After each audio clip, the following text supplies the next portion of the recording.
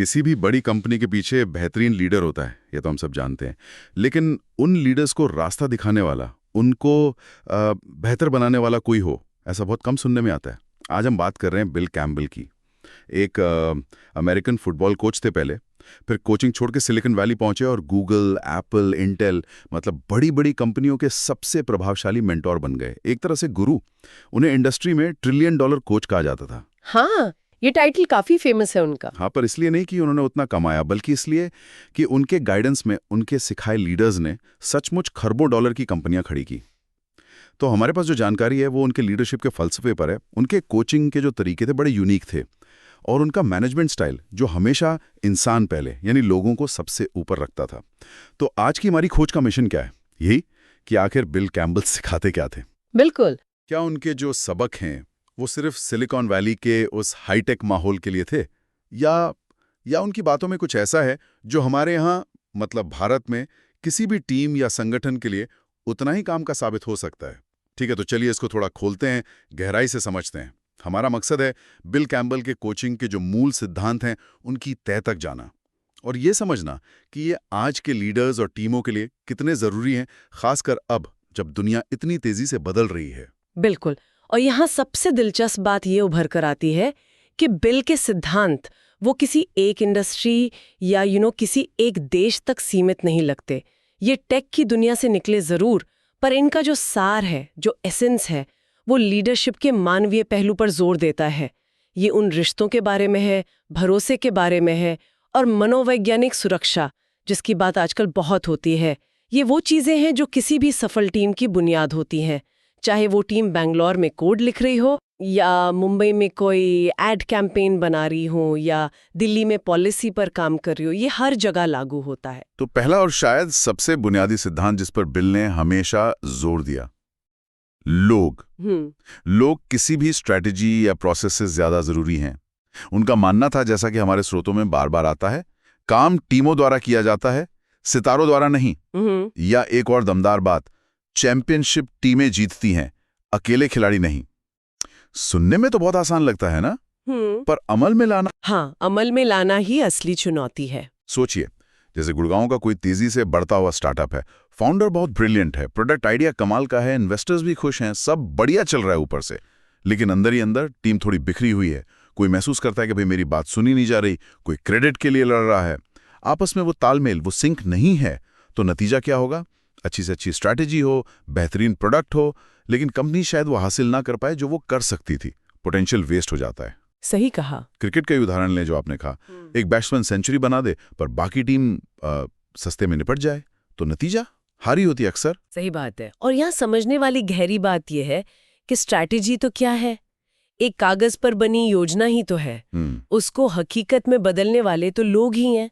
अगर वो लोग ही प्रेरित नहीं हैं, एकजुट नहीं हैं, एक दूसरे पर भरोसा नहीं करते, तो दुनिया की सबसे अच्छी स्ट्रैटेजी भी फेल हो जाएगी, वो धराशायी हो जाती है। बिल का मानना था कि एक लीडर का सबसे पहला, सबसे इंपॉर्टेंट काम है अपनी टीम में विश्वास का माहौल बनाना, ट्रस्ट बिल्ड करना। हाँ। उन्होंने बार बार कहा कि टीम का जो ओवरऑल हेल्थ है, हाँ। उसकी एकजुटता है, हाँ। वो किसी एक स्टार परफॉर्मर की काबिलियत से कहीं ज्यादा महत्वपूर्ण है। जब टीम में वो, जिसे हम मनोवैज्ञानिक सुरक्षा कहते हैं, साइकोलॉजिकल सेफ्टी। हाँ, ये टर्म काफी सुनने में आता है आजकल, साइकोलॉजिकल सेफ्टी। इसका ठीक मतलब क्या है बिल के हिसाब से? क्या सिर्फ ये है कि लोग अपनी बात कह सकें बिना डरे? उससे थोड़ा ज्यादा।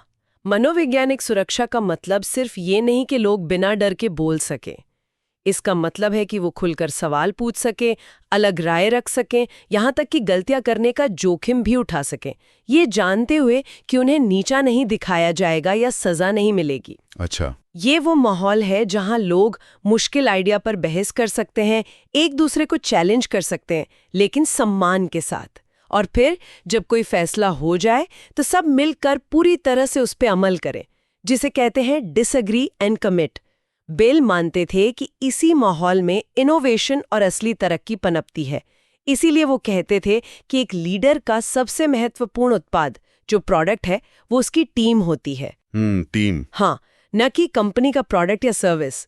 टीम सही होगी तो बाकी सब अपने आप ठीक हो जाएगा। ये उनका कोर बिलीफ था। ये बहुत दिलचस्प पॉइंट है, टीम ही असली प्रोडक्ट है। और इसी सोच से जुड़ा उनका दूसरा सिद्धांत है जो शायद सुनने में थोड़ा अजीब लगे, खासकर कॉर्पोरेट दुनिया में। बिल सचमुच लोगों को गले लगाते थे, फिजिकली हक करते थे। हाँ, ये काफी मेंशन्ड है उनके बारे में। उनका मानना था कि लीडर्स को अपनी टीम के लोगों से सच में प्यार करना चाहिए। अब यहाँ प्यार का मतलब रोमांटिक लव नहीं है, बिल्कुल नहीं, बल्कि गहरी परवाह, सम्मान और उनके भले की सच्ची चिंता। एक एम्पैथी वाली बात। कर्मचारी है जिसकी माँ अचानक सीरियसली बीमार पड़ जाती है और डेडलाइन बिल्कुल सर पर है। अगर मैनेजर कहता है, अरे यार तुम्हारे बिना ये प्रोजेक्ट कैसे पूरा होगा, तुम अभी नहीं जा सकते, रुकना ही पड़ेगा, तो कर्मचारी शायद रुक जाए मजबूरी में, पर उसके मन में लीडर के लिए जो इज्जत है वो कम हो जाएगी, भरोसा टूट जाएगा। बिल्कुल। लेकिन अगर वही मैनेजर कहता है, परिवार सबसे पहले, तुम फिक्र मत करो, तुम जाओ, हम यहां संभाल लेंगे, कोई ना कोई रास्ता निकालेंगे, तो सोचिए उस कर्मचारी के मन पर क्या असर होगा। वो लॉयल्टी लाइफ लॉन्ग हो जाती है फिर। एग्जैक्टली। वो उस लीडर का और उस कंपनी का हमेशा वफादार रहेगा। या फिर MS धोनी का देखिए, हमने पहले भी बात की, मैदान पर कितने भी प्रेशर में हो, हमेशा शांत, अपने जूनियर्स का सम्मान करते हैं, सीनियर्स का समर्थन करते हैं और टीम के हर सदस्य को महत्वपूर्ण महसूस कराते हैं। हाँ, वो क्रेडिट हमेशा टीम को देते हैं। हाँ, और नतीजा हमने देखा है, वर्ल्ड कप जीत, चैंपियंस ट्रॉफी और एक ऐसी टीम जिसने सालों तक डोमिनेट किया, ये उसी केयर का नतीजा था। बिल्कुल, ये सिर्फ कहने की बातें नहीं है, ये एक तरह का इमोशनल इन्वेस्टमेंट है और यही चीज़ ज़बरदस्त वफादारी और एक्स्ट्रॉर्डनरी परफॉर्मेंस की नींव रखता है। ये सिर्फ कंट्रोल या अथॉरिटी दिखाने के बारे में नहीं है, ये सच में लोगों की, उनकी जिंदगी की, उनकी चुनौतियों की परवाह करने के बारे में है। जब लोग काम पर सेफ महसूस करते हैं, जब उन्हें लगता है कि उनकी कद्र है, उन्हें एक इंसान के तौर पर देखा जा रहा है, न कि सिर्फ एक रिसोर्स। हाँ, एक नंबर या रिसोर्स की तरह नहीं। हाँ, तभी वो अपना बेस्ट देने के लिए मोटिवेटेड होते हैं। बिल के लिए ये प्यार या परवाह सिर्फ शब्द नहीं थे, उनके एक्शन में दिखता था। लोगों के जन्मदिन याद रखना, उनके बच्चों के हालचाल पूछना, किसी के मुश्किल वक्त में उसके साथ खड़े होना। छोटी छोटी बातें। हाँ, ये छोटी छोटी बातें ही बड़ा फर्क पैदा करती हैं। यही वो चीज है जो मनोवैज्ञानिक सुरक्षा को और पुख्ता करती है।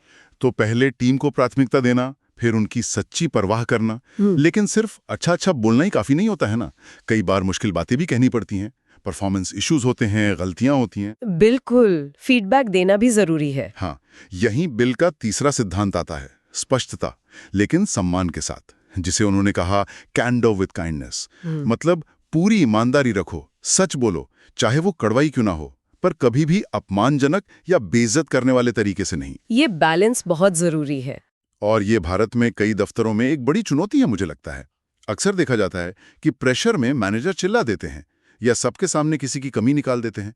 उन्हें लगता है इससे वो सुधर जाएगा। हाँ, पब्लिक शेमिंग जैसा हो जाता है वो। हाँ, जैसे कोई बॉस गुस्से में कह दे, तुमसे तो ये काम हो ही नहीं सकता, बेकार हो तुम। नतीजा क्या होता है? डीमोरलाइजिंग होता है, बहुत ज्यादा। कर्मचारी का कॉन्फिडेंस टूट जाता है, वो हतोत्साहित हो जाता है और शायद कुछ टाइम बाद नौकरी ही छोड़ दे। Talent loss. वही एक अच्छा मेंटोर या लीडर उसी सिचुएशन में शायद कहेगा, देखो इस काम में ये गलतियां हुई हैं, आओ साथ बैठ के समझते हैं कि इन्हें कैसे ठीक किया जा सकता है और आगे कैसे बेहतर कर सकते हैं। फोकस प्रॉब्लम पर नहीं, सोल्यूशन पर होता है। बिल्कुल। मुंबई की उस एड एजेंसी वाला किस्सा याद है? एक बॉस ने मीटिंग में जूनियर के आइडिया को चिल्लाकर बकवास कहा। नतीजा, जूनियर ने हफ्ते भर में इस्तीफा दे दिया। टैलेंटेड लड़का था। दूसरी तरफ एक और लीडर ने वैसे ही एक थोड़े कमजोर आइडिया पर फीडबैक दिया। कहा, आइडिया अभी पूरी तरह पका नहीं है, इसमें दम है, लेकिन अगर तुम इस एंगल से सोचो या इन चीजों को शामिल करो तो ये कमाल का बन सकता है। Constructive feedback. हाँ, आलोचना वही, पर तरीका अलग, सम्मान के साथ। और नतीजा, वही जूनियर मोटिवेट हुआ और बाद में उसी तरह के काम के लिए अवार्ड भी जीता। यहाँ समझने वाली बात यह है कि फीडबैक का मकसद क्या है। बिल का मानना था कि फीडबैक एक तोहफा होना चाहिए, एक गिफ्ट, जिसका लक्ष्य किसी की आलोचना करना या उसे नीचा दिखाना नहीं, बल्कि उसे बेहतर बनने और सफल होने में मदद करना है। उन्होंने जोर दिया कि मुश्किल बातचीत से बचना नहीं चाहिए, उन्हें टालना टीम के लिए नुकसानदेह है, लेकिन ये बातचीत हमेशा सहानुभूति और दृढ़ता के साथ होनी चाहिए। Firm but fair. एग्जैक्टली। सच बोलना जरूरी है क्योंकि इससे विश्वास बनता है, लेकिन ये हमेशा सम्मान के दायरे में होना चाहिए।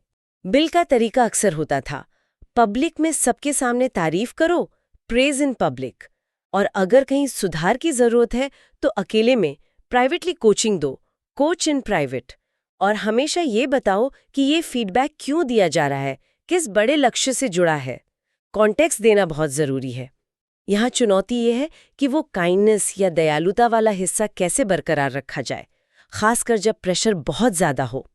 लेकिन बिल मानते थे कि यही असली लीडरशिप की पहचान है, मुश्किल हालात में भी इंसानियत ना छोड़ना। अच्छा, तो हमने बात की टीम बनाने की, लोगों की परवाह करने की और ईमानदारी से फीडबैक देने की। लेकिन बिल की सोच सिर्फ कंपनी की अंदरूनी फंक्शनिंग तक ही सीमित नहीं थी। वो बड़ा सोचते थे। उनका चौथा बड़ा सबक था, सिर्फ कंपनी मत बनाओ, एक समुदाय बनाओ। Build community, not just company. ये बड़ा विजन है। हाँ, उन्होंने लीडर्स को हमेशा दूर की सोचने, एक बड़ा विजन रखने के लिए प्रेरित किया कि कंपनी सिर्फ पैसा कमाने की मशीन नहीं होनी चाहिए, बल्कि लोगों के लिए, समाज के लिए एक पॉजिटिव योगदान देने वाला समुदाय होनी चाहिए। उनका मानना था कि पैसा तो सिर्फ नतीजा है, एक बाय प्रोडक्ट है, असली लक्ष्य नहीं। सही बात है, पैसा is a consequence, not the goal. Bharat में ही देखें तो टाटा ग्रुप या इन्फोसिस जैसी कंपनियां इसके अच्छे उदाहरण हैं। उन्होंने दशकों तक सिर्फ मुनाफा नहीं कमाया, बल्कि लोगों का भरोसा जीता है, एक इकोसिस्टम बनाया है, एक कम्युनिटी का एहसास दिलाया है। हाँ, उनकी लेगेसी बहुत स्ट्रांग है। टाटा के अस्पताल, उनके एजुकेशनल इंस्टीट्यूट, उनकी चैरिटी गतिविधियां या इन्फोसिस फाउंडेशन के काम, ये दिखाते हैं कि महान लीडर्स सिर्फ अपनी कंपनी की तिमाही नतीजों के बारे में नहीं सोचते, उनका इम्पैक्ट कहीं बड़ा होता है। अब इसकी तुलना उन कंपनियों से करें जिनका एकमात्र लक्ष्य सिर्फ तेजी से पैसा बनाना था। हाँ, और जो बाद में बड़े स्कैम्स में फंस गईं। जैसे सहारा या सत्यम का मामला सामने आया था। उनका फोकस सिर्फ शॉर्ट टर्म मुनाफे पर था, लॉन्ग टर्म विश्वास और समुदाय बनाने पर नहीं। और नतीजा हम सबने देखा। ये एक बहुत महत्वपूर्ण फर्क है, विजन का फर्क है। पैसा लक्ष्य नहीं, बल्कि एक अच्छे और टिकाऊ काम का नतीजा है। असली लक्ष्य एक ऐसा समुदाय, एक ऐसा कल्चर बनाना है जो टिकाऊ हो, सस्टेनेबल हो, जहां लोग जुड़ाव महसूस करें, उन्हें लगे कि वो सिर्फ नौकरी नहीं कर रहे हैं, बल्कि किसी बड़े मकसद का हिस्सा हैं। Sense of purpose. हाँ, वो अपनेपन वाली भावना। बिल्कुल। विश्वास और समुदाय की भावना, वो मुनाफे के आंकड़ों से कहीं ज्यादा लंबे समय तक टिकती है। ये अपने संगठन को सिर्फ एक बिजनेस यूनिट की तरह नहीं, बल्कि एक बड़े मिशन की सेवा में लगे समूह की तरह देखने जैसा है। जब आप ऐसा समुदाय बनाते हैं तो लॉयल्टी, टीम वर्क और आपसी सहयोग अपने आप पनपते हैं, और यही किसी भी संगठन की असली और टिकाऊ ताकत बनते हैं। ये वापस उसी पीपल फर्स्ट वाले सिद्धांत से जुड़ता है, लेकिन एक बड़े स्केल पर। और इसी सोच से जुड़ा है बिल का पांचवां और आखिरी मुख्य सिद्धांत जो हम आज डिस्कस करेंगे। नेतृत्व दरअसल सेवा है, लीडरशिप इज सर्विस। उनका साफ मानना था कि एक लीडर का काम खुद चमकना या स्टार बनना नहीं है, स्पॉटलाइट लेना नहीं। हाँ, बिल्कुल नहीं, बल्कि अपनी टीम को आगे बढ़ाना, उन्हें सफल होने में मदद करना और उन्हें सहारा देना है। उनका एक मशहूर कथन है जिसका जिक्र बार बार मिलता है, तुम्हारा काम अपनी टीम को समर्थन देना है, खुद हीरो बनना नहीं। अच्छे लीडर अपनी टीम को आगे करते हैं, खुद पीछे रहकर उन्हें इनेबल करते हैं, एम्पावर करते हैं। फिर से MS धोनी का उदाहरण यहाँ कितना सटीक बैठता है। 2011 वर्ल्ड कप फाइनल जीतने वाला छक्का मारा उन्होंने, कितना बड़ा मोमेंट था, आइकॉनिक मोमेंट। हाँ, लेकिन जब ट्रॉफी मिली तो उन्होंने उसे खुद उठाने के बजाय टीम के सबसे युवा सदस्यों या साथी खिलाड़ियों को थमा दिया। हमेशा ये उनका स्टाइल था। दुनिया उन्हें कैप्टन कूल कहती थी, लेकिन ये उनकी लीडरशिप का एक अहम पहलू था। टीम को क्रेडिट देना, खुद पीछे रहना। या उस अच्छे स्कूल टीचर या स्पोर्ट्स कोच को याद करें जो अपने छात्र की किसी बड़ी सफलता का श्रेय खुद नहीं लेता, बल्कि कहता है इस बच्चे ने बहुत मेहनत की है। क्रेडिट डाइवर्ट करना। हाँ, कॉर्पोरेट जगत में भी यही बात लागू होती है। एक अच्छा मैनेजर अपनी टीम की सफलताओं का श्रेय ऊपर मैनेजमेंट तक पहुंचाता है, और जब कोई मुश्किल आती है तो ढाल बनकर टीम के साथ खड़ा होता है, उंगली नहीं उठाता है कि इसकी गलती थी, अकाउंटेबिलिटी लेता है। हाँ, यहाँ सबसे महत्वपूर्ण बात है अहंकार को, ईगो को नियंत्रण में रखना। बिल कैम्पबेल खुद इसका सबसे बड़ा उदाहरण थे। सोचिए, उन्होंने Steve Jobs, Larry Page, Eric Schmidt, मतलब दुनिया के कुछ सबसे बड़े और प्रभावशाली लीडर्स को कोच किया, मतलब लेजेंड्स को कोच किया। हाँ, लेकिन वो हमेशा पर्दे के पीछे रहे। उन्होंने कभी पब्लिक क्रेडिट नहीं लिया, कभी इंटरव्यू नहीं दिए। वो चुपचाप उन लोगों के मिशन की सेवा कर रहे थे जिन्हें वो कोच कर रहे थे। ये विनम्रता, दयालुता और आपसी सम्मान पर आधारित लीडरशिप है। बिल का एक और मूल मंत्र था जिसे वो सख्ती से लागू करते थे, बदमाश मत बनो, डोंट बी अ जग। सीधा और सिंपल। हाँ, बिल्कुल सीधा। उनका मानना था कि चाहे कोई कितना भी प्रतिभाशाली या ब्रिलियंट क्यों ना हो, अगर उसमें विनम्रता की कमी है, अगर वो दूसरों के साथ सम्मान से पेश नहीं आता, तो वो टीम के लिए सही नहीं है। चाहे वो कितना भी बड़ा परफॉर्मर क्यों ना हो। हाँ, क्योंकि ऐसे व्यक्ति पूरी टीम के माहौल को, उस मनोवैज्ञानिक सुरक्षा को नष्ट कर सकता है जिसे बनाने में इतनी मेहनत लगती है। टॉक्सिक हो सकता है। इसलिए सच्ची लीडरशिप आखिरकार सेवा भाव में ही है। अपनी टीम की सेवा, अपने संगठन के मिशन की सेवा और उन लोगों की सेवा जिनका आप नेतृत्व कर रहे हैं। तो ये थे बिल कैम्पबेल के कोचिंग फिलॉसफी के कुछ मुख्य स्तंभ कह सकते हैं। लोगों को हमेशा प्राथमिकता देना, उनकी सच्ची परवाह करना, ईमानदारी और सम्मान के साथ संवाद करना, सिर्फ कंपनी नहीं बल्कि एक समुदाय का निर्माण करना और नेतृत्व को सेवा का एक रूप समझना। ये बातें सुनने में शायद बहुत आइडियलिस्टिक लगें, थोड़ी सॉफ्ट लगें। हाँ, शायद। लेकिन ये वही सिद्धांत हैं जिन्होंने सिलिकॉन वैली की कुछ सबसे सफल कंपनियां बनाने में मदद की। ये प्रूवन है। और ये बातें वहां जितनी सच थीं, उतनी ही आज बैंगलोर, दिल्ली, मुंबई या दुनिया के किसी भी कोने में काम करने वाली किसी भी टीम के लिए सच हैं। बिल्कुल। ये तथाकथित ट्रिलियन डॉलर माइंडसेट असल में इन्हीं गहरे मानवीय मूल्यों और सिद्धांतों का ही दूसरा नाम है। कोई रॉकेट साइंस नहीं है। बिल्कुल। और ये सिर्फ सीईओज या टॉप मैनेजमेंट के लिए नहीं है। ये हर उस व्यक्ति के लिए प्रासंगिक है जो किसी भी स्तर पर एक टीम का नेतृत्व कर रहा है, चाहे वो एक छोटा प्रोजेक्ट मैनेजर हो, एक स्कूल प्रिंसिपल हो, या कोई अपना छोटा बिजनेस चला रहा हो। हाँ, या यहाँ तक कि कोई व्यक्ति जो अपनी जिंदगी का कोच खुद बनना चाहता हो। ये प्रिंसिपल्स पर्सनल लाइफ में भी काम आते हैं, क्योंकि दिन के अंत में बात वही है। स्ट्रैटेजी बदल सकती है, टेक्नोलॉजी बदल सकती है, बाजार के हालात बदल सकते हैं, लेकिन जो चीज़ हमेशा स्थिर रहती है वो है लोग और उनके बीच के रिश्ते, आपसी भरोसा, सम्मान और सहयोग। यही किसी भी संगठन या प्रयास की असली स्थायी बुनियाद है। और यहाँ मैं एक सवाल छोड़ना चाहूंगा हमारे सुनने वालों के लिए सोचने को। अगर बिल कैम्पबेल के ये सिद्धांत इतने शक्तिशाली हैं, इतने प्रभावी हैं, अगर इनसे वाकई खरबों डॉलर की वैल्यू बनाने में मदद मिली है, तो आज भी हम क्यों देखते हैं कि कई लीडर्स, कई संगठन इन्हें पूरी तरह से अपनाने में हिचकिचाते हैं या असफल रहते हैं? ये अच्छा सवाल है। असली रुकावट कहाँ है? क्या ये हमारे कॉर्पोरेट सिस्टम की बनावट में है, जो अक्सर शॉर्ट टर्म नतीजों पर, क्वार्टरली रिजल्ट्स पर ज्यादा जोर देता है? ये रुकावट खुद लीडर्स के अंदर है, उनके अपने ईगो में, उनकी इनसिक्योरिटीज में, या उनकी पुरानी पारंपरिक सोच में कि लीडरशिप मतलब सिर्फ कंट्रोल? शायद दोनों का मिक्स है, सिस्टम भी और इंडिविजुअल माइंडसेट भी। हाँ, इस पर विचार जरूर कीजिएगा।